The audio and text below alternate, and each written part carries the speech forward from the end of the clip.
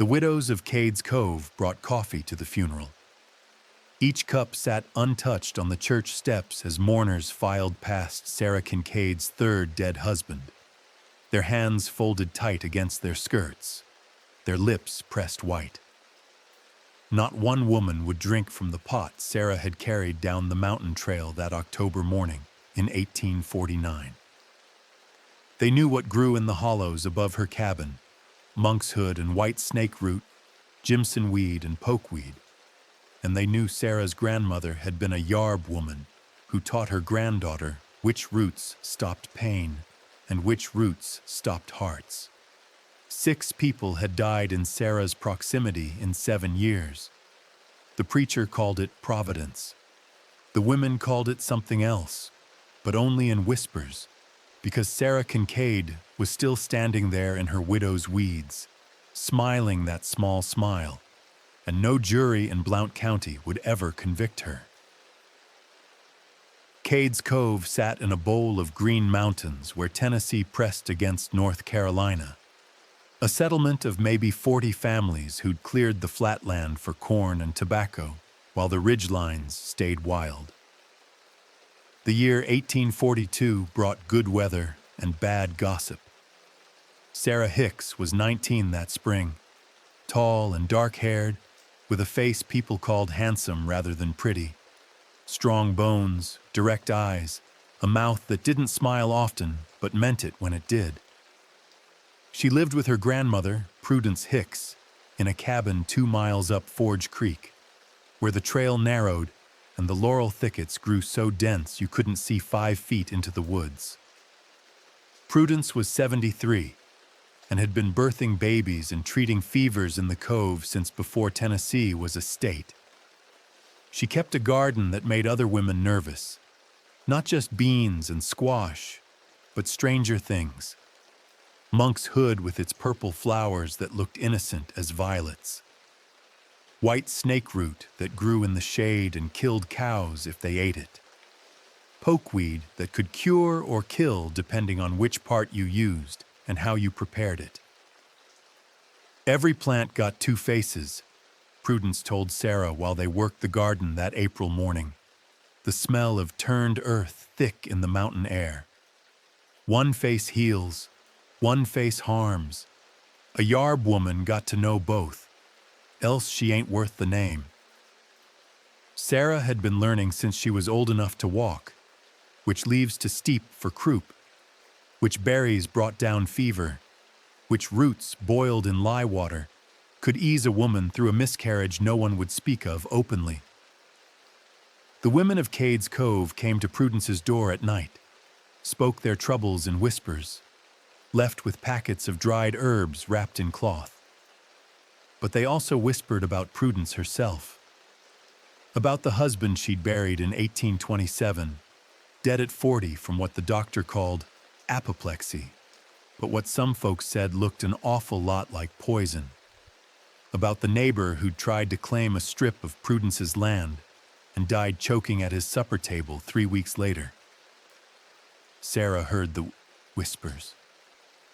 She saw how some women touched iron when Prudence passed, an old gesture against witchery that people pretended they didn't still believe. They fear what they don't understand, Prudence said, pulling weeds with her gnarled hands. And they'll fear you too, child. A woman who knows plants got power in a place where men make all the laws. That kind of power makes folks nervous. Thomas Kincaid came courting in May. He was 27, a widower whose first wife had died birthing a stillborn child 2 years prior. He owned 80 acres on the north side of the cove, good bottom land that flooded only in the worst springs, and he needed a wife to keep his house and work his garden. He was not handsome. His face was heavy, his manner brusque, but he had land and livestock, which made him a catch by Cades Cove standards. More importantly, he didn't seem frightened of Sarah or her grandmother. "Your Granny Hicks taught you yarb work?" he asked Sarah the 3rd time he visited, sitting on the porch while Prudence pretended not to listen from inside the cabin. She did. Good. My first wife couldn't keep a remedy going to save her life. Had to fetch the doctor for every little thing. Cost me dear. He looked at her directly. I need a woman who can manage when I'm working the far fields. You strong enough for that? It wasn't romantic, but romance was a luxury in the mountains, where survival required practical partnerships.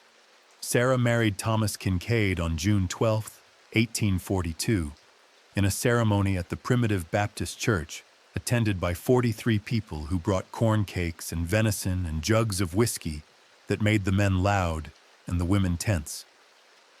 Prudence didn't attend. She was too old for the walk, she said. But she pulled Sarah aside before the wedding and pressed something into her hand, a small leather pouch on a cord. Wear this under your dress, Prudence said. Her eyes were cloudy with cataracts but still sharp.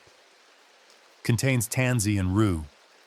Keeps a woman from catching when she ain't ready. Sarah felt the weight of it. He'll expect children. He'll get them when you're good and ready to give them, not before. Prudence gripped her granddaughter's hand. You remember what I taught you? Every plant got two faces. You choose which face to show. Thomas Kincaid's cabin was larger than Prudence's. 2 rooms instead of 1, with a sleeping loft and a stone fireplace that drew properly. The fields stretched behind the house, already planted with corn that stood knee-high in the June heat. Chickens scratched in the yard. A milk cow grazed in a pen. It should have been a good situation. But Thomas had particular ideas about how a wife should behave. He wanted supper at 6, precisely. He wanted his shirts washed every Monday and hung to dry in exact order. He wanted silence when he was thinking, which was most evenings. He didn't hit Sarah, not often, not enough to leave marks that showed, but his hand would close on her arm when she spoke out of turn, his fingers pressing into the soft flesh until she understood the lesson. You ain't like Prudence, he told her one night after she'd questioned his plan to sell their seed corn to a trader passing through. She got a sharp tongue that needed cutting. I won't abide that kind of wife. Sarah learned to be quiet. She cooked his meals, tended his garden, milked the cow, gathered eggs. At night, when he wanted her, she endured it with her eyes fixed on the ceiling beams, counting knotholes until he finished. She wore Prudence's pouch under her shift. Thomas never asked why no baby came. The marriage acquired a rhythm, not happy, but functional. Sarah found satisfaction in small victories. A perfect batch of soap, a garden that yielded twice what other women coaxed from their plots. She walked to Prudence's cabin once a week, helping her grandmother harvest and prepare medicines for the Cove families who still came seeking remedies. You content? Prudence asked her in October of that first year. Sarah considered the question while she ground dried monkshood root with a mortar and pestle, crushing it into fine powder. Content enough. That ain't the same as yes. No. Prudence watched her work. You know what that root does if a person takes too much? Stops the heart. Makes it beat wrong until it stops altogether. Symptoms look like heart failure. Doctors can't tell the difference most times. Prudence's voice was neutral, instructional. But you gotta be careful with the dose. Too little just makes a person sick. Too much makes them die too quick, and folks get suspicious. Sarah met her grandmother's eyes. Why you telling me this? Because I'm 74 years old and won't be here forever. Because you need to know how to protect yourself if things turn bad. Prudence reached across the table and touched Sarah's bruised wrist, where Thomas's fingers had left purple marks. Some men need more than words to keep them in line. Winter came hard that year. Snow closed the gaps by December, trapping families in their cabins for weeks at a time. Thomas grew restless and mean, cooped up with nothing to do but drink the whiskey he'd laid by and brood on imagined slights. He hit Sarah for the first time on January 9th, 1843. She'd served supper 10 minutes late because the fire had burned low and she'd needed to rebuild it. His fist caught her cheekbone, snapping her head back, filling her mouth with blood. "Don't ever make me wait again," he said. She didn't respond, just cleaned up the blood and went to bed with her face throbbing. The next morning, Thomas was apologetic. Brought her a piece of honeycomb he'd been saving. Told her he didn't mean it, that the cabin fever had him twisted up inside. Sarah accepted the apology. But that night, while Thomas snored beside her, she lay awake thinking about monkshood root and how it could be prepared so the bitter taste was masked by honey and whiskey. Thomas Kincaid died on March 3rd, 1843, after a week of increasing chest pains that he'd dismissed as indigestion. "Just something I ate," he told Sarah when she suggested fetching the doctor. "Pass." But it didn't pass. The pains grew worse. He developed a strange numbness in his hands and feet. His heartbeat became irregular. Sarah could see it jumping in his neck. Fast, then slow. Strong, then weak. On the 7th day, he collapsed while feeding the livestock. Sarah ran to the nearest neighbor, Ben Tipton, whose farm lay half a mile down the creek. By the time they returned with Tipton's wagon, Thomas was unconscious, his breathing shallow and labored. He died before they reached the doctor in Maryville. "Heart gave out," Dr. Samuel Fogerston said after examining the body. "Seen it before in men his age. Sometimes the heart just wears out sudden-like." The funeral was well attended. Thomas hadn't been popular. He was too stern, too quick to argue over boundary lines. But death erased those grievances temporarily. Sarah stood beside the grave in borrowed black crepe, her face appropriately solemn, while the preacher spoke of God's mysterious timing and the comfort of reunion in heaven. Most of the women brought food to the cabin afterward, but Sarah noticed how few of them would meet her eyes, how quickly they left. How Maria Tipton, Ben's wife, crossed herself when she thought Sarah wasn't looking. Only Prudence stayed after the others departed, helping Sarah clean up the plates and jugs. "They're talking," Prudence said quietly. "Let them talk. They saying it's curious how a strong man drops dead at 28. Prudence wrapped leftover cornbread in cloth. "Saying it's curious his widow don't seem too broke up about it." Sarah met her grandmother's gaze. "You warning me or preparing me?" "Both." Prudence tied off the cloth bundle. "You did right. That man would have killed you eventually, one way or another. But you got to be more careful from here. Can't have another husband die quick, or folks will stop whispering and start accusing." Sarah inherited Thomas's land, his livestock, his cabin. Under Tennessee law, a widow kept her husband's property if there were no children and no contested claims from his family. Thomas's parents were dead, and his only brother lived in Kentucky, too far away to make a legal challenge. At 19 years old, Sarah Kincaid owned 80 acres of prime bottom land. She was one of the wealthiest single women in Cades Cove. She was also a widow before her first anniversary, and that made her dangerous. Not guilty, but not innocent. Spring of 1843 brought dogwood blooms and difficult questions. Sarah worked her land alone, planting corn and beans in the fields Thomas had cleared, tending the livestock he'd raised. She hired Ben Tipton's oldest son, Jacob, to help with the heavy plowing, paying him in vegetables and smoked meat. The boy was 15, strong but nervous around Sarah in a way that had nothing to do with attraction. She caught him making signs against evil when he thought she wasn't watching, touching iron, spitting over his left shoulder, old mountain superstitions that predated Christianity. "Your ma tell you I'm a witch?" Sarah asked him one morning while they worked opposite ends of a corn row. Jacob flushed. "No, ma'am." "You're a poor liar, Jacob Tipton." She straightened, pressing a hand to her lower back. "What exactly does your ma think I did?" He couldn't meet her eyes. "She don't say exactly. Just that it's peculiar is all. How Mr. Kincaid died so young and healthy." "Men die, Jacob. Hearts fail. It's providence, like the preacher says." "Yes, ma'am." But he didn't sound convinced. The whispers circulated through Cades Cove like smoke through timber, invisible but everywhere, seeping into corners, leaving residue.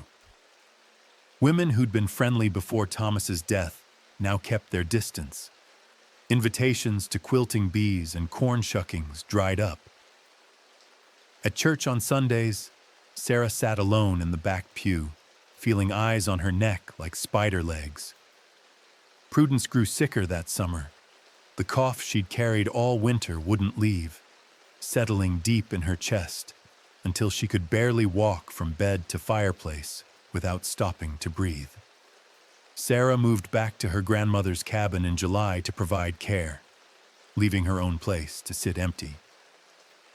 She made poultices for Prudence's chest, brewed teas to ease the coughing, sat up nights listening to the wet rattle of failing lungs.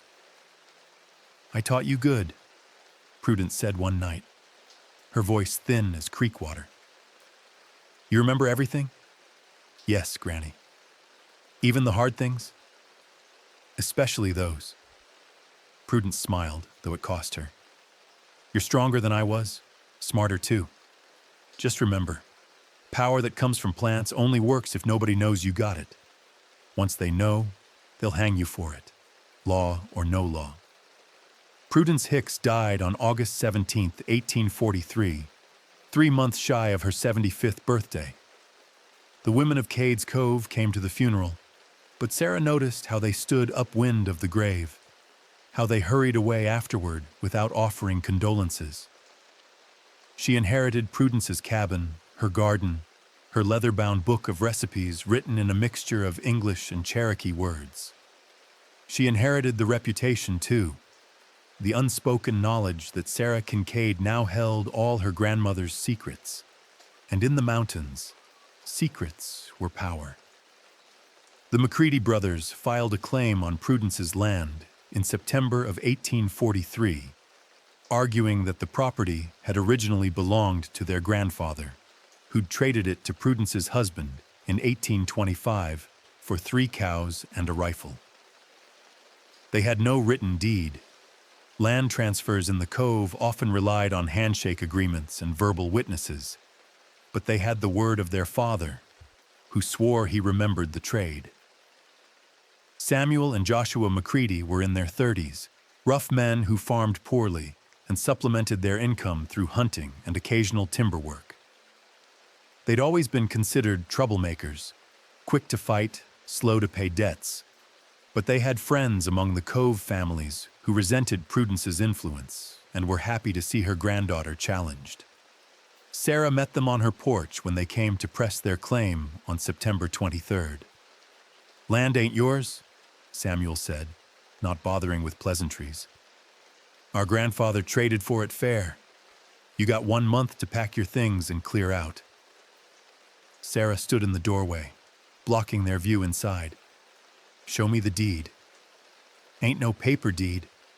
Was done by word and witness, the old way." "Then you got nothing." Joshua stepped closer, trying to intimidate her with his size.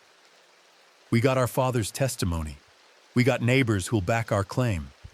Judge Sevier in Maryville will hear us, and you being a woman alone, he'll rule our way." Sarah didn't flinch. "Judge Sevier also knows the law says possession is 9/10. I'm in possession. You're trespassing." Samuel spat tobacco juice on the ground near her feet. Month from now, you'll be gone, one way or another. They left, but their threat hung in the air like gunpowder smoke. That night, Sarah went through Prudence's book by candlelight, reading the recipes written in her grandmother's cramped hand. Most were healing remedies, for fever, for pain, for women's troubles. But near the back, in entries marked only with symbols, were other preparations. For the man who raises his hand, white snake root, dried and powdered fine, mixed with cornmeal, 1 spoonful in his morning porridge. Symptoms come slow, weakness, trembling, bile. 3 days to death, looks like milk sickness. For the man who won't leave, Jimson weed seed, crushed to paste with lard, spread on bread. Visions come first, then the heart races until it fails. Looks like apoplexy if the dose is right. Sarah ran her finger across the faded ink. Prudence had marked these recipes with small stars. The ones she'd actually used, Sarah suspected. The ones that worked. The McCready brothers came back a week later with papers drawn up by a Maryville lawyer, official-looking documents that claimed the land transfer of 1825. Sarah read them carefully, noting the discrepancies in dates, the convenient absence of witnesses who could contradict the claim. "These are worthless," she told them. "Judge might see it different," Samuel said. "You want to risk losing everything in court? Or you want to settle this peaceful? We're willing to pay you $50 to walk away. That's fair. $50 for land worth 20 times that amount." Sarah felt rage settle in her chest, like a hot coal. "Get off my property. Don't be foolish, woman. You can't farm this land alone, and you ain't got a man to protect you. We're offering you a way out." Joshua added, "Could be accidents happen to women living alone up these hollers. Bear. Attacks. Falls in the creek. All manner of unfortunate things." Sarah went very still. "That's a threat." "That's reality," Samuel said. "Mountains are dangerous for folks who ain't got sense enough to accept help when it's offered." They left laughing, confident they'd frightened her. That afternoon, Sarah harvested white snake root from the shaded grove behind her cabin. She dried the leaves carefully, ground them to powder, mixed the powder with cornmeal until the two were indistinguishable. Then she waited. Samuel McCready developed symptoms on October 7th, weakness first, then nausea. His wife, Lottie, thought it was a stomach complaint and dosed him with castor oil, which only made things worse. By the 3rd day, Samuel was trembling uncontrollably. His breath came sour and his skin went clammy. Lottie sent for Dr. Fogerston, who arrived to find his patient in violent convulsions. Milk sickness, Fogerston diagnosed, though he couldn't explain why Samuel's cows weren't showing symptoms. Must have drunk from a contaminated spring. Seen it happen before. Samuel died on October 10th, 3 days after the first symptoms appeared.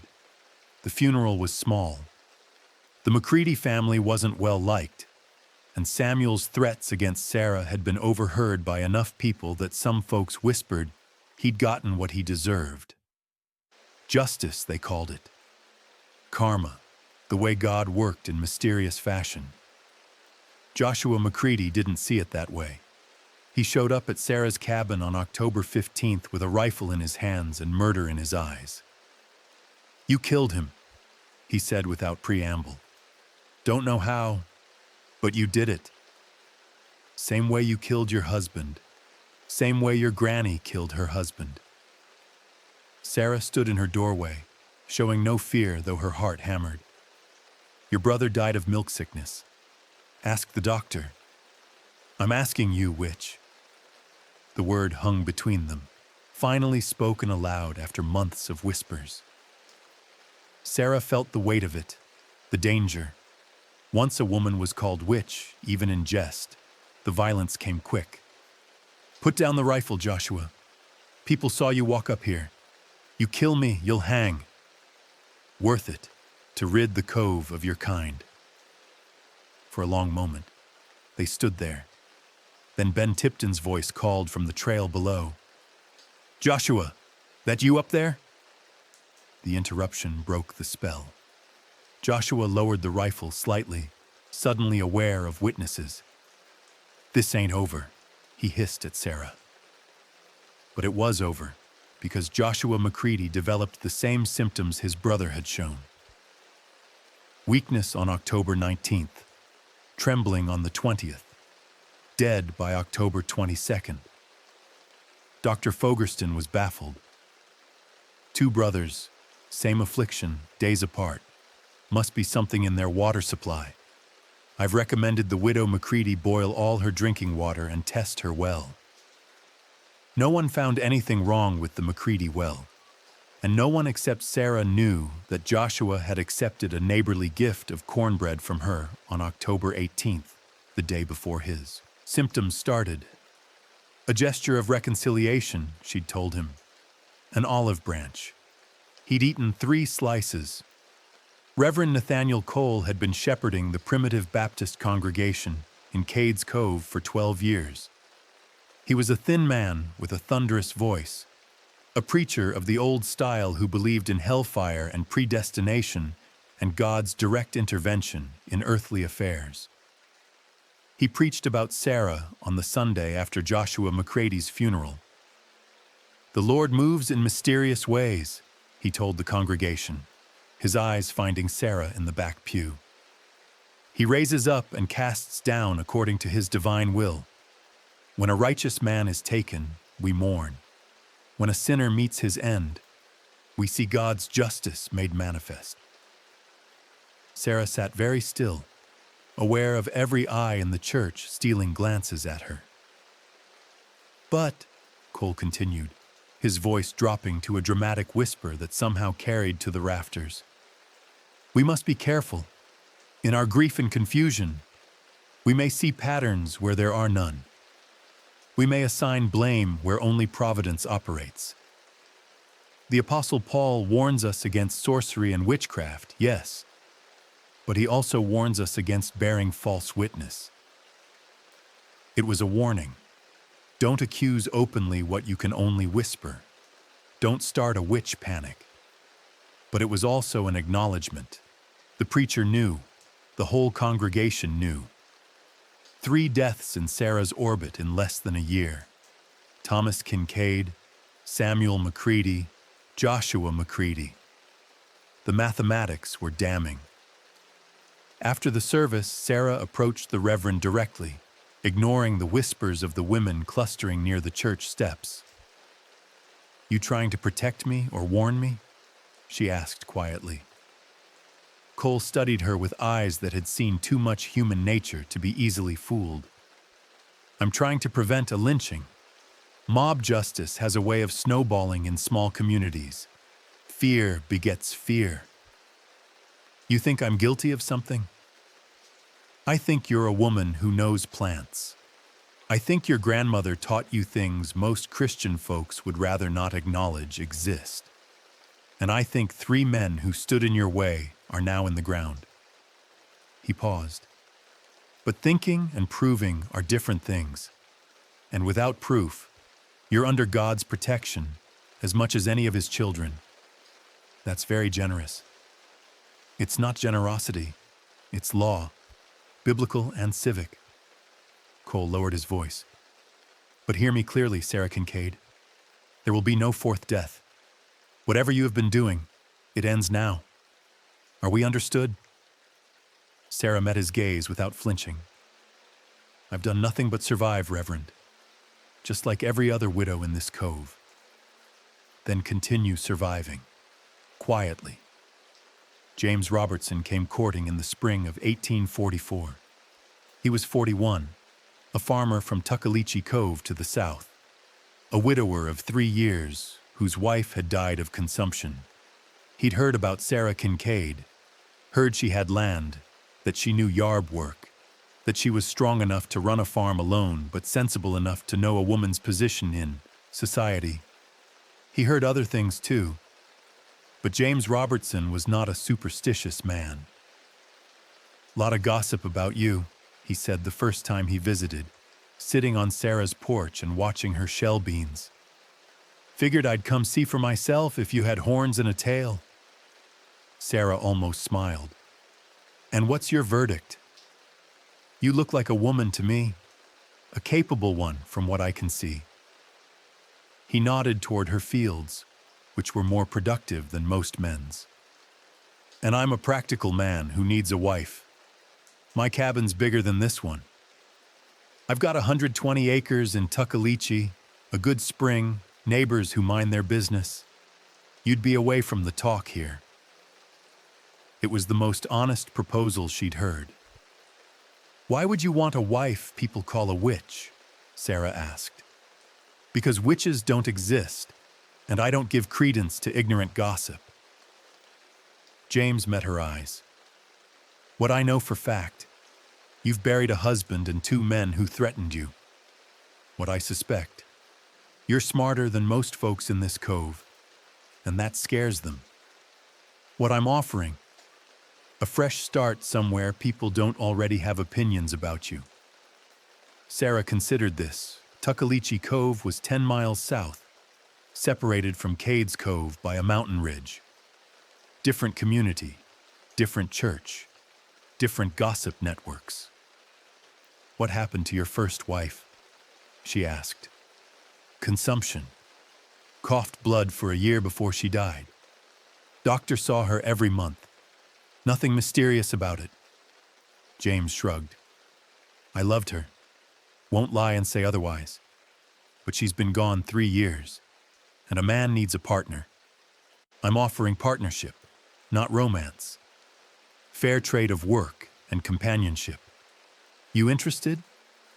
Sarah thought about Cades Cove, where she couldn't walk to church without feeling hatred at her back, where every crop failure, every sick child, every dry well would be blamed on her, where the word witch had been spoken aloud and couldn't be unspoken. She thought about starting fresh, about being just Sarah Robertson in a place where no one knew her grandmother, where the only reputation she'd have would be the one she built. "When?" she asked. They married on May 20th, 1844. No big ceremony, just a quiet exchange of vows at the primitive Baptist church in Maryville, witnessed by the circuit judge and a court clerk. Sarah sold Thomas Kincaid's land to Ben Tipton for a fair price. She packed her grandmother's book, her medicines, her few belongings, and moved to Cades Cove. For 1 full year, everything was fine. The mountains always take their due. James Robertson kept his word about partnership. He didn't treat Sarah like property or decoration.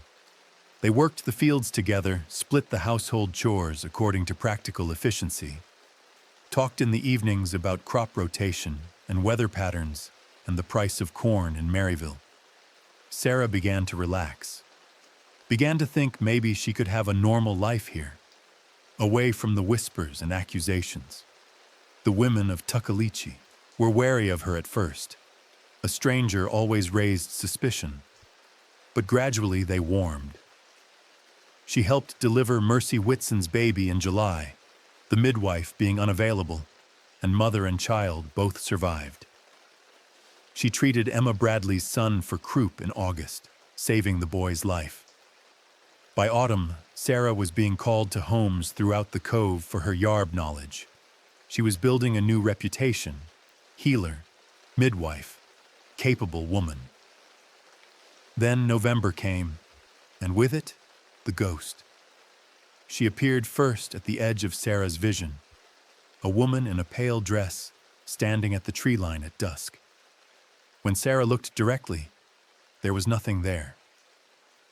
"You seeing things?" James asked one evening when he caught Sarah staring at the woods. "Just tired." But the apparitions grew more frequent. The woman in pale standing by the well, sitting on the porch steps at dawn, always just visible enough to register, always gone when Sarah turned to look fully. She knew what it was: guilt given form, the human mind's way of processing what the heart couldn't accept. 3 men dead by her hand, even if they'd deserved it, even if it had been survival. She tried to ignore the visions, kept working, kept living. But the guilt accumulated like rot in timber, invisible until it was too late, until the whole structure was compromised. James noticed her distraction. "You troubled about something?" "No." "You can tell me. I ain't the kind of man who judges." Sarah almost laughed. "I've killed 3 men with poison made from plants. Would you judge that?" But she said nothing, and the ghost kept appearing. Christmas of 1844 brought the worst cold anyone could remember. Snow piled 4 feet deep in the gaps, shutting Cades Cove off from the outside world. James and Sarah spent long evenings by the fire, the cabin creaking with ice, the darkness pressing close. That's when James started asking questions. "Your first husband," he said one night. "Thomas Kincaid. What really happened?" Sarah's hands stilled on the shirt she was mending. His heart failed. "I heard different. Heard he was healthy until he wasn't. Heard he died after you'd had some troubles." "Where'd you hear that?" "Folks talk, even between coves." James wasn't accusing, just curious. "And I heard about the McCready brothers. 2 men dead within days, both with milk sickness, both after threatening you." Sarah set down the mending. "You believe in gossip now?" "I'm trying to understand my wife, that's all." "What do you want to know? Did you kill them?" The question hung in the cold air. Sarah could lie, should lie. But she was tired of lying, tired of the weight of secrets, tired of seeing that ghost in her peripheral vision. "Yes," she said. James went very still. "All 3?" "Yes." For a long moment, the only sound was the fire crackling. Then James said, "Tell me why." So she did. She told him about Thomas's fists, about the McCready brothers' threats, about survival in a world where women had no legal recourse against male violence. She told him about Prudence's lessons, about the power that came from knowing which plants healed and which killed. She told him everything. James listened without interruption. When she finished, he stood and walked to the window, looking out at the snow-covered darkness. "You probably think I'm a monster," Sarah said. "I think you did what you had to do." He turned to face her. "I think those men deserved what they got. And I think you're braver than any man I know." The relief that flooded through Sarah was almost painful. "You're not afraid of me?" "Afraid? No." James came back to the fire, sat beside her. "But I need to know something. You planning to kill me?" "No." "Because if you ever do, I need to know I'll have done something to deserve it first. Fair warning." It should have been horrifying. A husband asking his wife under what circumstances she'd murder him. But instead, it felt like the most honest moment of Sarah's life. "Fair warning," she agreed. They went to bed that night with the truth between them, and Sarah slept better than she had in months. But the mountains don't forgive secrets easily. Elizabeth Crawford moved to Cades Cove in March of 1845, taking over the cabin that had belonged to the Whitson family before they moved west to Arkansas. She was a widow of 50, sharp-featured and sharp-tongued, who'd buried 2 husbands back in North Carolina and brought considerable savings that made her a person of influence immediately. She also had opinions about proper Christian behavior and the role of women in society. Sarah met her at church on the first Sunday of March. Elizabeth was holding court among the women, dispensing advice about child-rearing and recipe preparation, with the authority of someone who expected to be obeyed. "You must be the Robertson woman," Elizabeth said, when Sarah approached to welcome her. "I've heard about you. Nothing too terrible, I hope. I don't put stock in gossip. I judge people by their actions." Elizabeth's eyes were cold. "But I will say, it's peculiar how you've acquired so much land at such a young age. Makes a person wonder." It was a polite accusation, wrapped in neighborly concern. Sarah recognized the challenge immediately. "My first husband left me his property when he passed. Legal and proper." "Oh, I'm sure it was legal." Elizabeth smiled. "Still peculiar." The women of Appalachia noticed the tension. Some sided with Sarah, who'd helped them with remedies and birthing. Others gravitated toward Elizabeth, who represented conventional morality and traditional authority. The Cove developed fault lines. James dismissed it as women's squabbling, but Sarah recognized something more dangerous. Elizabeth Crawford was building a power base, and she'd identified Sarah as a rival. The conflict came to a head in May, when Emma Bradley's youngest daughter developed a fever. Sarah was called to help, arriving with chamomile and willow bark tea. The girl's fever broke within hours. Elizabeth happened to be visiting Emma that afternoon. She watched Sarah work with barely concealed disdain. "You put great faith in Yarb remedies," Elizabeth commented. "They work," Sarah said simply. "Sometimes. But I wonder, how do you know which plants to use? Trial and error? Or did someone teach you?" Elizabeth's voice dropped. "Someone like a grandmother who had a reputation for darker knowledge?" Emma Bradley's face went pale. The word darker hung in the air like poison gas. Sarah met Elizabeth's eyes. "My grandmother was a healer. She taught me to help people.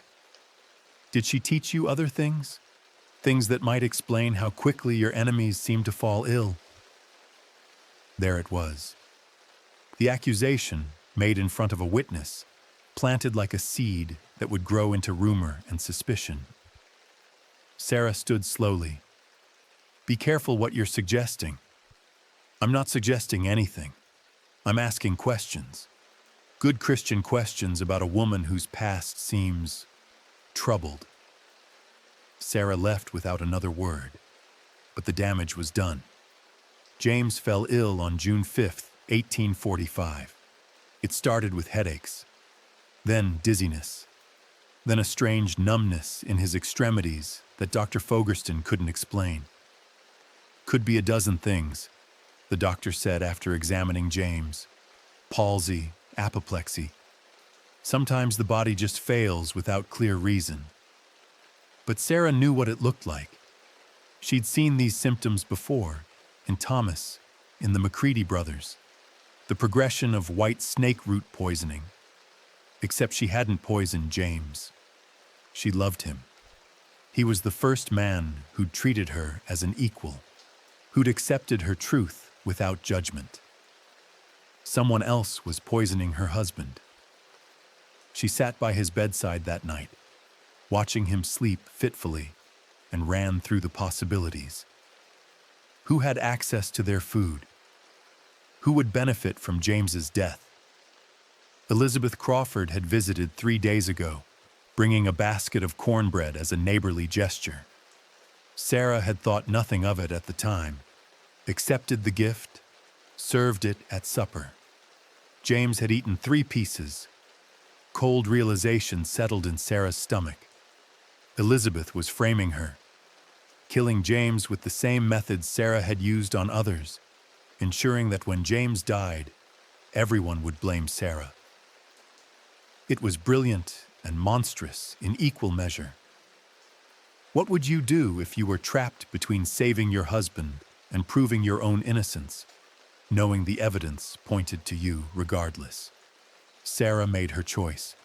She dosed James with every counter remedy she knew, activated charcoal to absorb the toxin, ipecac to induce vomiting, purgatives to flush his system.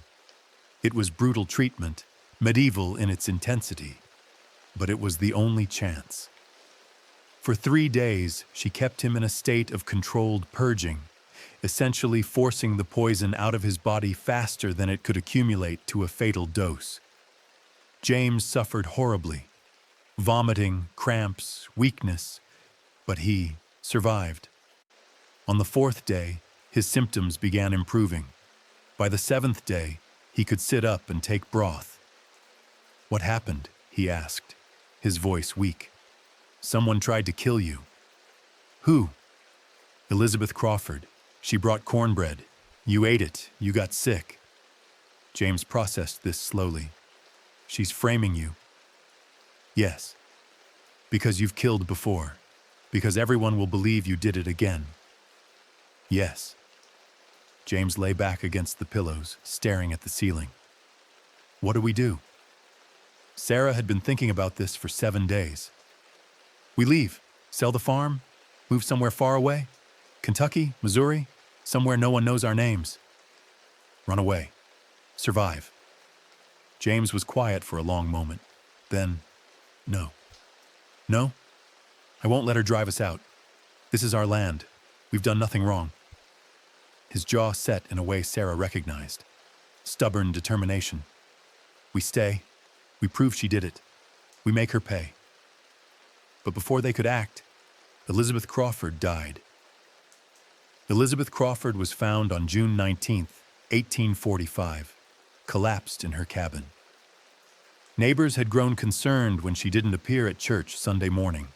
She never missed services, and had gone to check on her.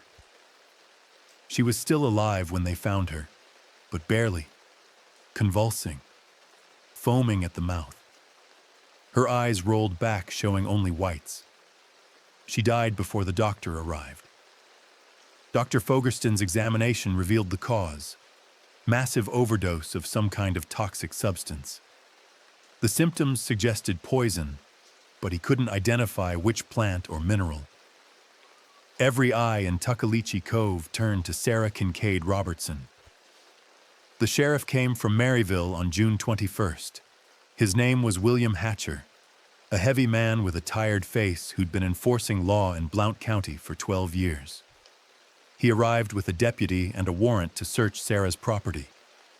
They found Prudence's book, found the dried herbs hanging in Sarah's cabin, found the mortar and pestle still stained with ground plant matter. They arrested Sarah on suspicion of murder. The trial was held in Maryville on August 3rd, 1845. The courtroom was packed with spectators from both Cades Cove and Tuckaleechee, who'd come to see the witch finally brought to justice. The prosecution presented its case. 4 men and 1 woman dead in Sarah's proximity over 3 years. All deaths involving suspected poisoning. All victims either standing in Sarah's way or threatening her. Physical evidence of poison-making equipment in her possession. A reputation as a yarb woman who knew dangerous plants.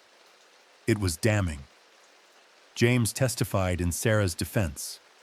Testified that Elizabeth Crawford had brought poisoned food to their home. That Sarah had saved his life with her knowledge of remedies. But under cross-examination, the prosecutor got him to admit that Sarah had killed before. "Your wife confessed to you that she murdered 3 men?" the prosecutor asked. "In self-defense," James said. "Did she stand trial for those murders?" "No." "Did she report them to authorities?" "No." So we're to believe that a woman who has killed 3 times, by her own admission, is innocent of a 4th murder. The jury deliberated for 3 hours. They came back with a question.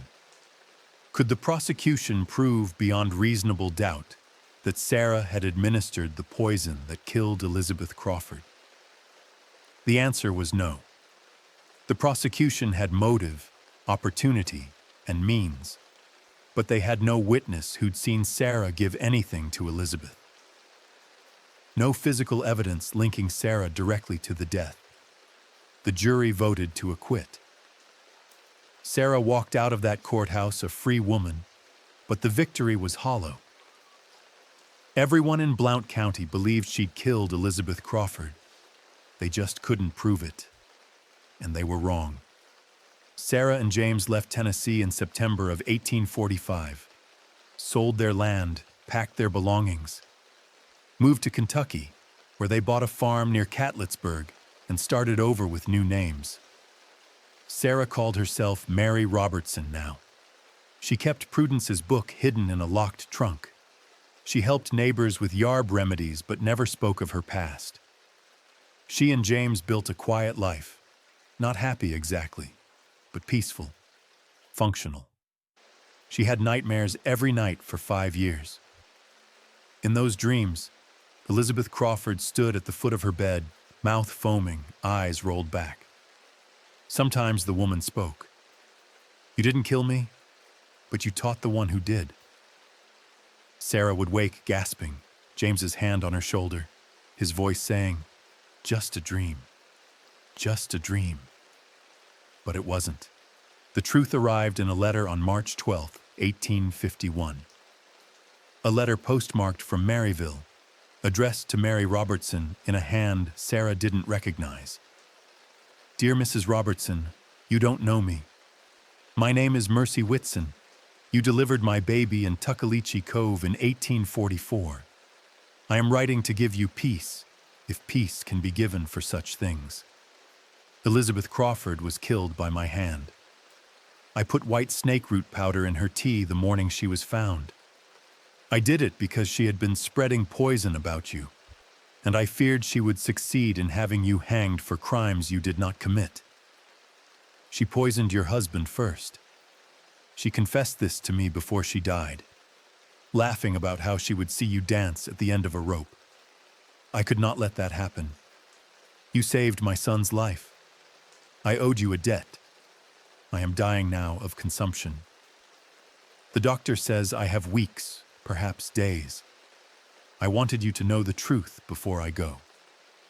You were blamed for my action. That was not just. May God forgive us both for what we have done in this world. Mercy Whitson." Sarah read the letter 3 times.